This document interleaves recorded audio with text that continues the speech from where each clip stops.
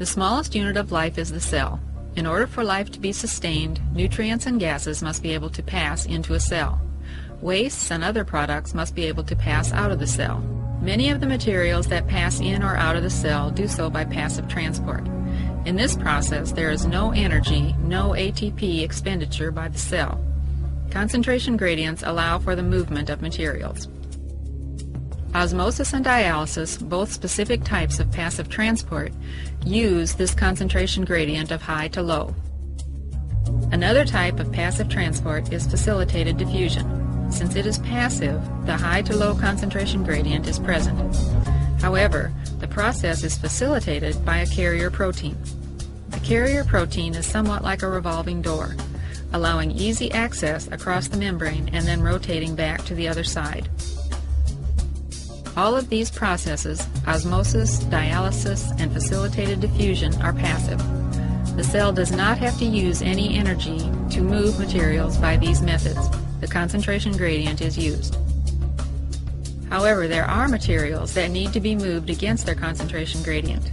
This process requires energy, ATP, and protein carriers that are found in the plasma membrane. Defined active transport is material moved from a low concentration to a high concentration through a membrane using a protein carrier that requires ATP. An example of active transport is the mechanism of uptake of iodine by the thyroid gland. Iodine is essential for the manufacture of hormones that influence body metabolism. When you eat a meal containing iodine, the iodine will pass from the small intestine into the circulatory system. As the capillaries pass through the thyroid gland, iodine diffuses out of the circulatory system.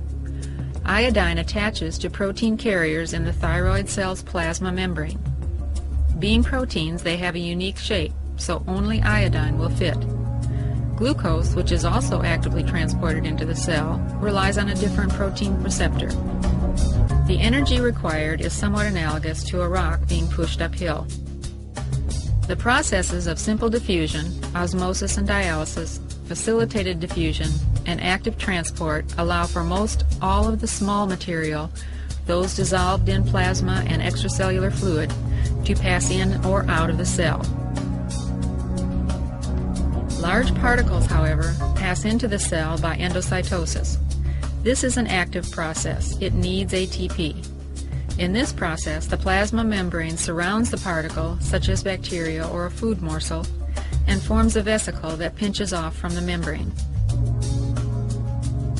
The cell does this in two different ways. One way is called phagocytosis. In this method of cell eating, large particles are surrounded when the cell extends the plasma membrane and engulfs the particle. The result is a membrane-bound package of material.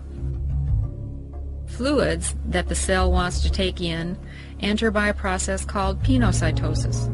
In this type of endocytosis, the cell membrane sinks in, the material sinks inward, and the membrane pinches off. The cell uses energy for this movement. In both types of endocytosis, the cell ends up with a membrane-bound vesicle. The material in the vesicle still has to pass through the membrane in order to be used by the cell. In this case, the lysosome joins with the vesicle and digestive enzymes break down the material to particles small enough to pass through the membrane and into the cytosol.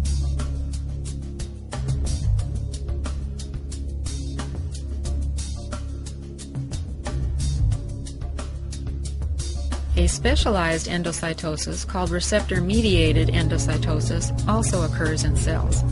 In this process, molecules of a particular substance, such as cholesterol, bind to receptors in the plasma membrane.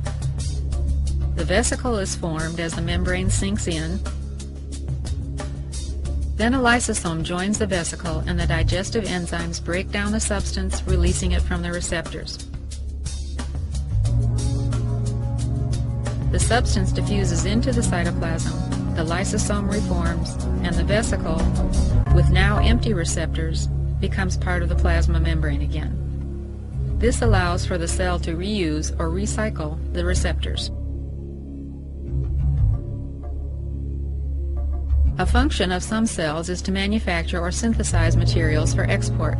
In many cases, this material is made up of large molecules like proteins that cannot pass through a plasma membrane. The process of exocytosis enables the cell to pass this material out of the cell. The cell is a very dynamic living entity. It is essential that materials move in and out of the cell. This is done by passive transport using a concentration gradient and active transport, endocytosis and exocytosis using ATP.